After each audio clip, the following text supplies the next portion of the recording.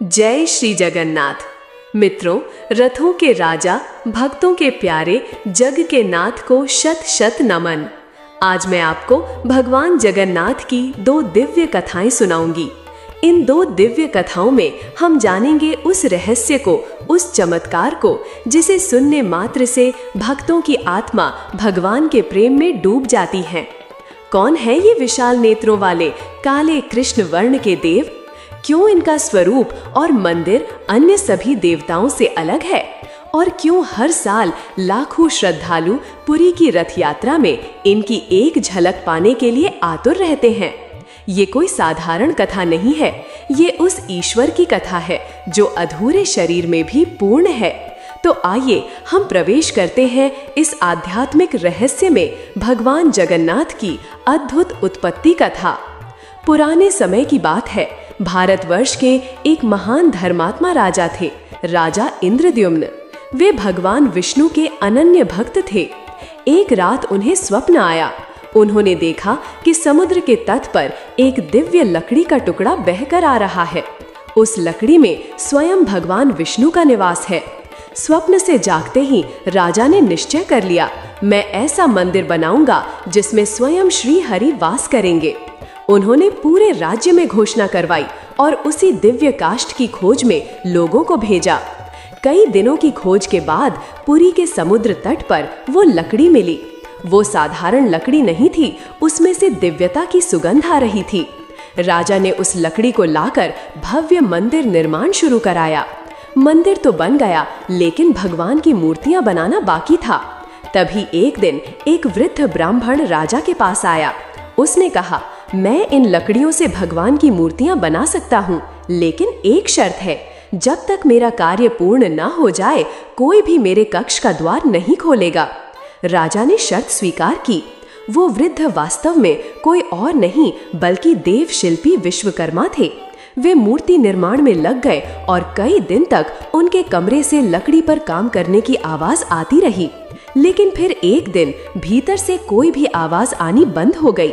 रानी बहुत चिंतित हुई और उन्होंने राजा से आग्रह किया कि द्वार खोलें। राजा ने शर्त का उल्लंघन करते हुए दरवाजा खोल दिया।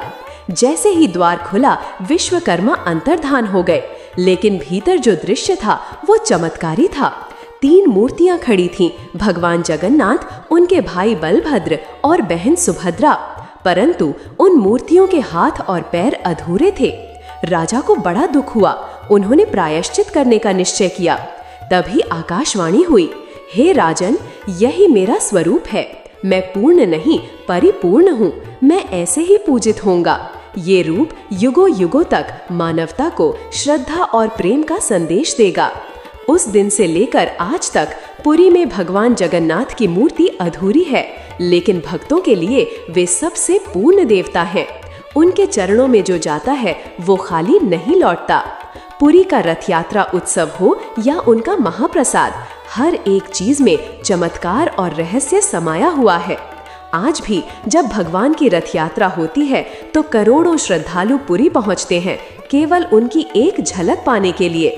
कहा जाता है, जब रथ खींचा जाता है तो सिर्फ भक्त नहीं, स्वयं भगवान भी अपने भक्तों को खींचते हैं।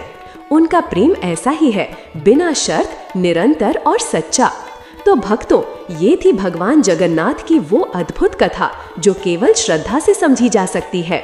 यदि कभी जीवन में अंधकार महसूस हो तो बस एक बार सच्चे हृदय से पुकारिए, जय श्री जगन्नाथ। अब हम आपको दूसरी कहानी सुनाने जा रहे हैं। ये कहानी है एक ऐसे बालक की जो गरीब था, लेकिन उसकी श्रद्धा अमीरों से कहीं ज्यादा थी। ना उसके पास रथ था, ना घोड़े, ना कोई पहचान थी, ना ही पहुंच। लेकिन उसके पास था सिर्फ एक चीज, भक्ति। और उसी भक्ति ने भगवान जगन्नाथ के विशाल रथ को रोक दिया। ये कहानी सिर्फ सुनने की नहीं है, महसूस करने की है। तो चलिए अब शुरू करते हैं एक बालक और भगवान जगन्नाथ की मुलाकात। एक समय की बात है, उड़ीसा के एक छोटे से गांव में एक निर्धन बालक रहता था। नाम था माधव। उसके पास न अच्छे कपड़े थे, न खाने को भरपेट अन्न, लेकिन उसके पास था तो बस भगवान जगन्नाथ के प्रति अनन्य प्रेम।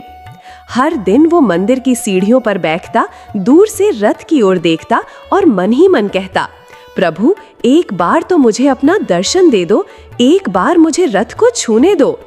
गांव वाले हंसते, कहते, अरे माधव तू गरीब है, तुझे रथ यात्रा में कौन आने देगा। पर वो बालक हंसता और कहता, जब जगन्नाथ बुलाएंगे तो कोई रोक नहीं पाएगा। रथ यात्रा का दिन आया। पुरी में भीड़ थी। राजा, मंत्री, सैनिक सब व्यवस्था में लगे थे। माधव चुपचाप भीड़ में घुस गया, लेकिन सिक्योरिटी ने उसे रोक दिया। उसकी आंखों में आंसू आ गए। वो मंदिर की दीवार से लगकर बैठ गया और बोला, हे प्रभु, क्या मैं इतना अपवित्र हूँ कि आपका रथ भी ना छू सकूं? और तभी अचानक आकाश में बादल छा गए, तेज आंधी चलने लगी और रथ जहाँ था वहीं अचानक चक्के जाम हो गए।